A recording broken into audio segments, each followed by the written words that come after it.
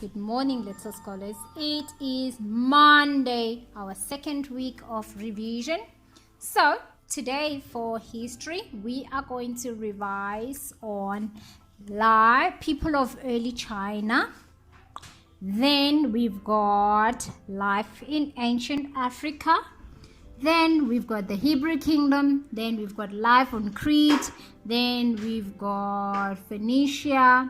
Then we've got Assyrians at home. Then we've got the city of Babylon. Lastly, we've got life in ancient Greece. Good morning, little scholars. It's a brand new week and we are going to be doing revision. For history, we are going to be revising on some of our very interesting topics. But before we get into them, guys, I'd like to thank you guys for always doing your work at your very utmost best. Thank you for your commitment and thank you for always doing the best that you can. So now we are going to be revising from the world map, first farmers, first civilization, kings and war, Assyrians at war, mummies and pyramids, I know it's your favorite. Then the empire of your favorite king, King Hammurabi. Then lastly but not least, we will be recapping on the cities of the Indus Valley.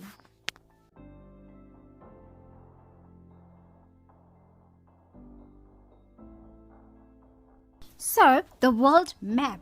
This section surely tells us that we are going to be discussing about some of the things that the ancient world discovered from the very first farmers, okay? The first thing that they discovered was the farming in the Middle East, which led to drastic changes in the way people lived. The ancient world was the world of warriors. Across the globe, we've seen we've read about many great warriors and emperors who rose and fell.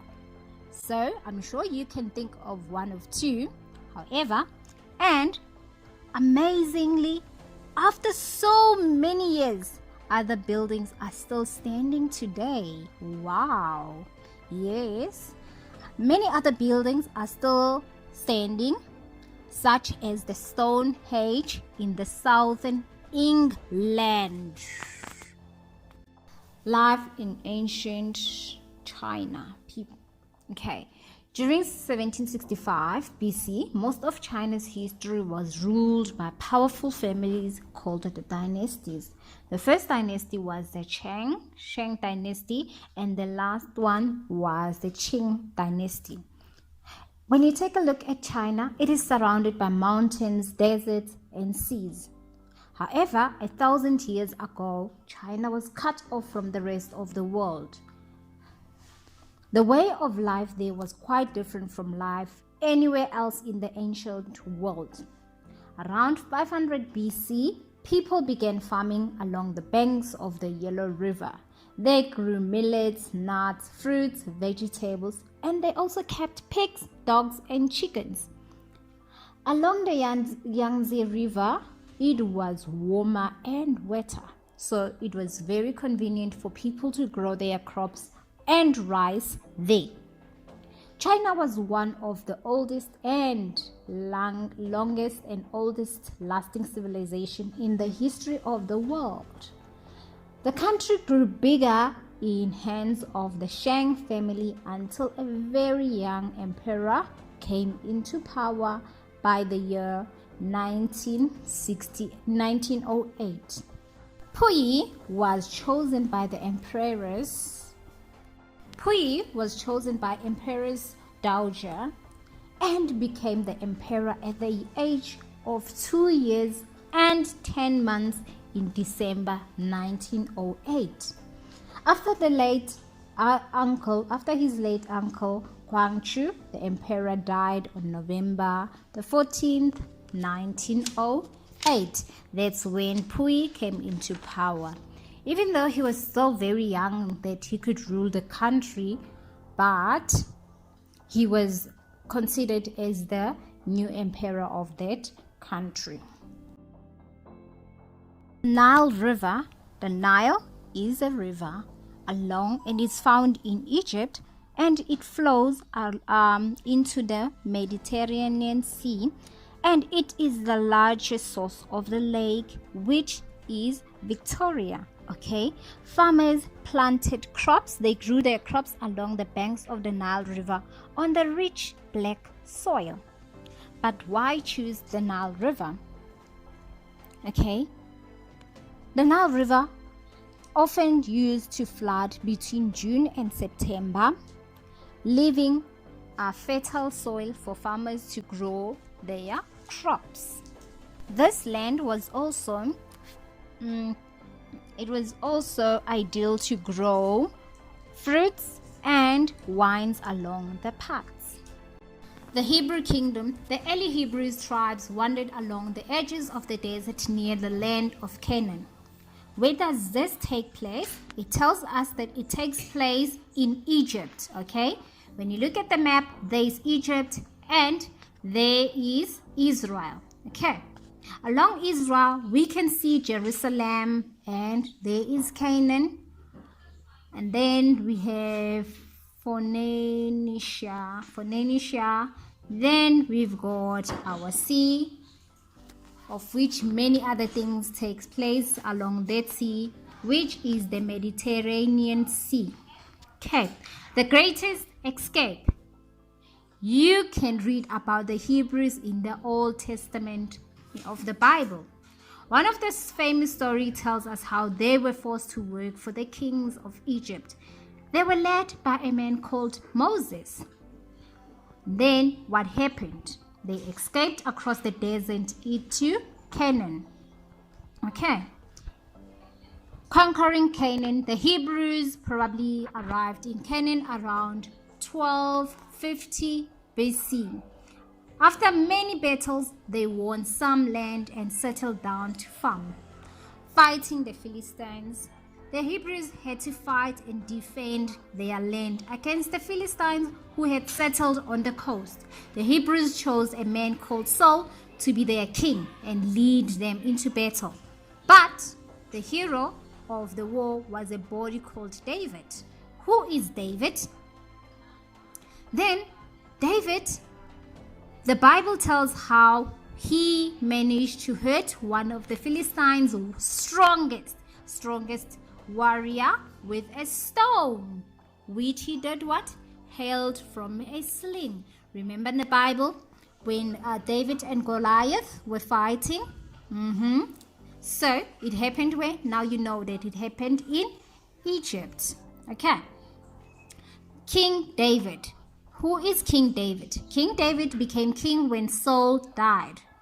He defeated the Philistines and united the Hebrews into one kingdom, and he called that kingdom what? Israel. And he captured Jerusalem and made it its capital city. Then we have King Solomon. Who is King Solomon? King Solomon is David's son. Solomon set up trade links from one land to another, such as Phoenicia, and made Israel rich and powerful. He used part of his wealth to build a great temple in Jerusalem, where people would do what? For his people's God. Okay. Now we have two kingdoms. After King Solomon's death, quarrels broke out between the north and the south. The country split into two kingdoms, Israel in the north and Judea in the south. The end of the Hebrew kingdoms in 1722 BC, the Assyrians invaded. Remember, I told you that they loved invading. So they invaded everywhere and took control.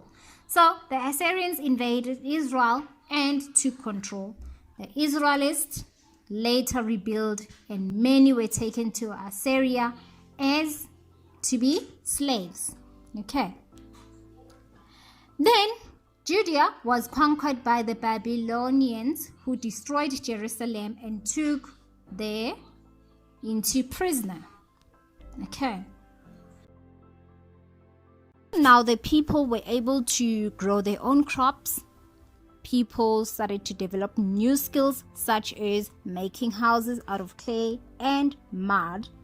Then the first civilization took place. It came into power, whereby in about 3200 BC, the earliest civilization developed in the Southwest Asia. Wow. Who lived there?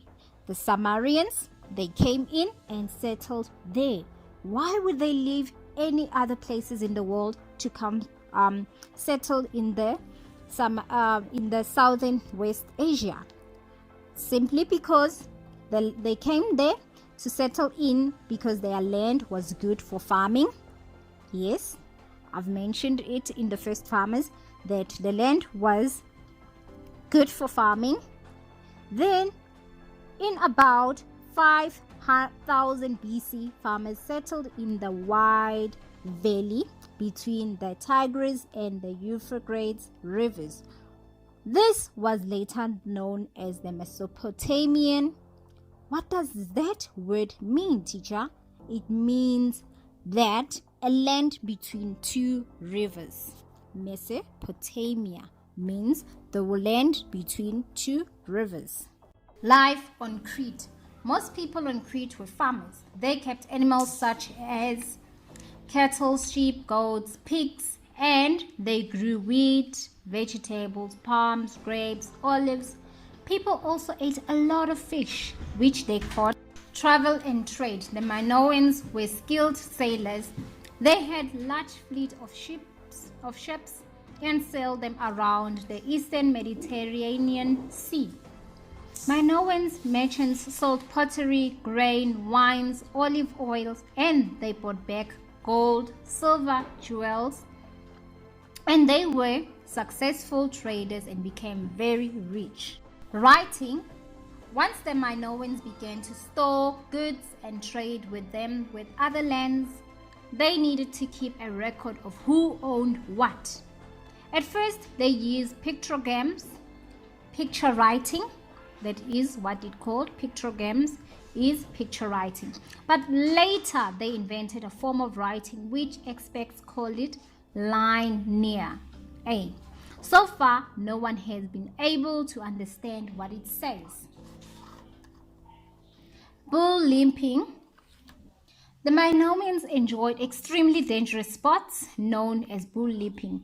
Highly trained acrobats grasped the horns of the changing bull and some salted over its back. The bull was scared to the ski god, so bull leaping may have been part of a religious ceremony. As religion, when we look at religion, the Minoans did not build huge temples. Instead, they prayed and made offerings to their gods and goddesses in special rooms inside the palaces or small outdoor shrines. What happened at the end of the empire? Around 1450 BC, there was a major disaster on Crete. The palaces were badly damaged, but no one was sure what exactly happened. Around this time, a volcano on the nearby island, Terra, erupted. This may have been caused by an earthquake or giant tidal wave, which wrecked the Minoan towns, falling into ashes of volcano and may have ruined their farmland. At around the same time, Crete was invented by people known as the Mycenaeans, who come from Greece. The Minoans were never really recovered from their civilization and was replaced by the Mycenaeans. That's how the empire collapsed. The very same invaders that used to invade wherever they felt like invading came into Egypt. What did they do when they arrived at Egypt? They then divided Egypt into three main kingdoms of period of time which was called the Old Kingdom, the Main Kingdom, the Middle Kingdom, and the New Kingdom. Okay, they tried their very best to stop this, but they couldn't, simply because they did not have the power that they needed at that time to prevent this. Then what happened are this. When you hear about mummies, what are mummies? Mummies are specially preserved bodies.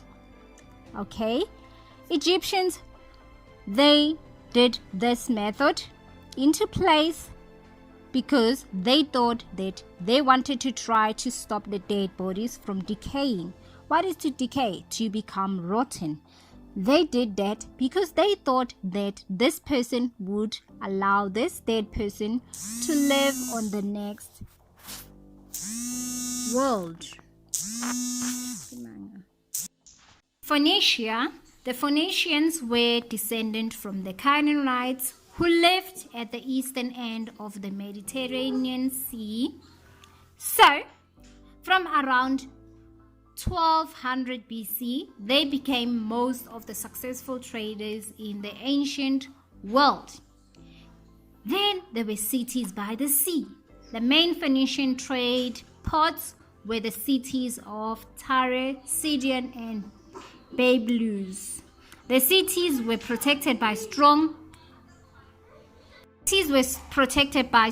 walls, and each had its own king, who lived in luxurious place. And okay, when you take a look at the map of Phoenician world, we can see there is Egypt, there is Crete, there is Greece, there is Mediterranean Sea, and what else? There's Spain, and what else? Okay, there's quite a lot of continents here. End of Phoenicians. Although the Phoenicians became part of the mighty empires of Assyria, Babylon, and Persia, their way of life survived until they were conquered by Alexander the Great in 332 BC. The city of Carthage remained powerful for another 200 years, but it was totally destroyed by Romans in 146 BC. Phoenicians were the ones who first invented the first simple alphabet that just has 22 letters. It gradually developed into the alphabet we use today. Okay, part of the Phoenician alphabets. Okay, kings and war. What comes to mind when you think of kings, when you hear of kings and war? Kings, it means nobleman who has authority. War means battle. This city was ruled by noble men, people who has authority. In many times of war, they chose a leader who ruled until the war was over. As the war was frequent, the leaders ruled longer. Then it was ruled by a king named Sargon of Akkad. The land near Sama. He comes from a land near Sama. He was a skilled man who had control of a huge army. Okay, he ruled most of Sama. Then later on, the people called the Amorites invaded the Sumerian land and split the land up later, which later became part of the Babylonian Empire. Assyrians at home. Most people in Assyria were farmers, so they dug ditches to carry water to their fields and grew barley, sesame, grapes, vegetables. Farmers also kept sheep, goats, and cattle. Cities and places in Assyria. The Assyrians built magnificent cities with beautiful palaces and temples. Their first capital city at Ashur was named after their god. Later, King Ashurbanipal II built a new capital city in the Nimrod. By the time Ashurbanipal, the last great king, the capital had been moved to a new city in Nineveh. That is Ashurbanipal II. Okay, it was so big that they even had libraries.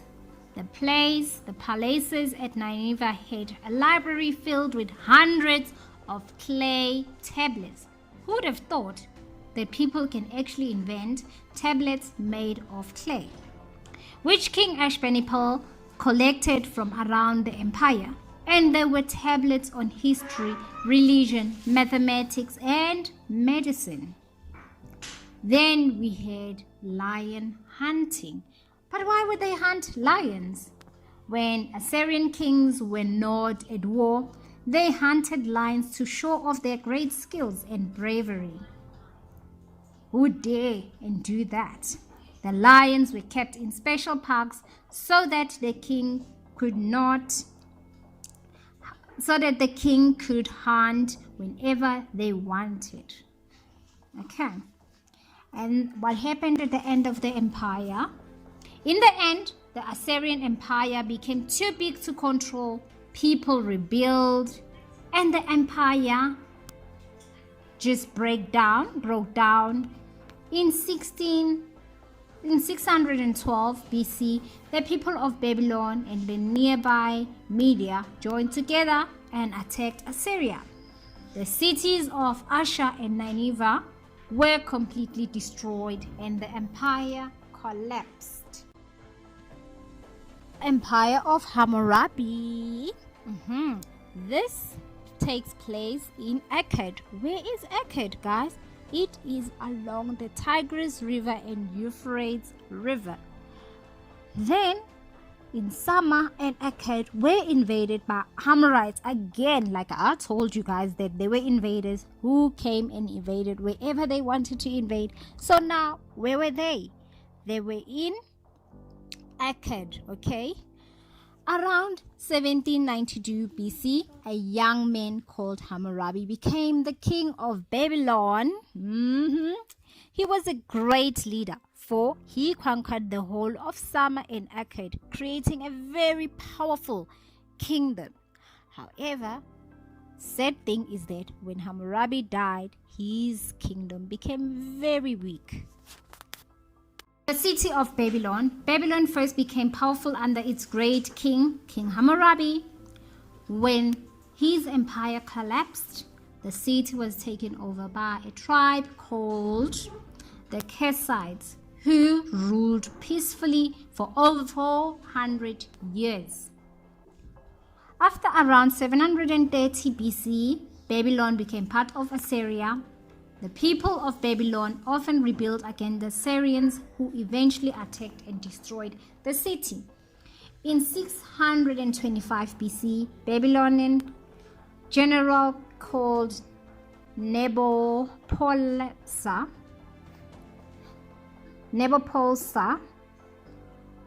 made himself king of Babylon. He joined with the people of the nearby Media to defeat the Assyrians. He and his son, King Nebuchadnezzar II, rebuilt Babylon and made it into one richest cities in the world. Wow, they've done a great job, hey? Religion in Babylon. The chief god of Babylon was who? I showed you last week. Okay. So the chief god of Babylon was Marduk. Building an empire, the king fought many wars and built up a large empire. One of his most famous wars was against the people of Judah, when they rebuilt and he destroyed Jerusalem, their capital city, and took thousands of them to Babylon as slaves. At the end of Babylon, in 539 BC, Babylon was captured by an army from Persia, okay, and became part of the powerful Persian Empire. Assyrians at war. Assyrians simply means people from Assyria, and they are at war. Wow. Who are they battling against? Let us find out. Assyrians, they lived by a small land called Tigris. Where is Tigris located? It is in Asia. They were taken by invaders who turned Asia into a kingdom. And then what did they do? These people, they often attacked the surrounding areas because there are people clearly who loved war. So they attacked people from the surrounding areas. The Assyrian army had to travel great distance before getting into war. Okay. They are great experts at attacking. See, that's why they loved war, because they are very good. They've got all the skills they need in place when they're getting into war. So they kept the city surrounded. When they attack, they made sure that they fill in all the gaps as possible so that nobody could escape. When they surround the city to attack, nobody could escape. Life in ancient Greece. The first civilization in Greece was the Minoan culture. On the island of Crete, between the Mediterranean Sea and the Aegean Sea. During the ancient time, the country was divided by noblemen. What is a nobleman? I'm sure you guys know already. That a nobleman is somebody that has authority, like a ruler. Okay. Then, what does a nobleman mean? Like I've explained, it's someone who has authority or control over a certain place. Okay. The largest were the Athenians and the Spartans. Each state controlled a territory around a single city. Did you know that the ancient Greeks were the ones who invented theater? Yep, they invented theater simply because they were big fans of watching sports. Some of the men in the city of Greece took part in those sports. Okay, sports such as sprinting, long jump, javelin, wrestling, and chariot racing. And the first Olympic Games were held in Greece to honor the king of gods by the name Zeus. The people of that time believed in a certain God, not the God that we believe in as in Christians. What did the women and the young girls of Greece do while men and young boys went to war or play sports? They simply had to stay at home and to be taught how to protect themselves during war. Or they also taught how to run household chores and how to raise young children. Okay. Remember, Zeus was the king of gods and he had many sons and daughters. And do not forget that he was the god of lightning and sky. Olympics were held in Olympia to honor Zeus. Okay.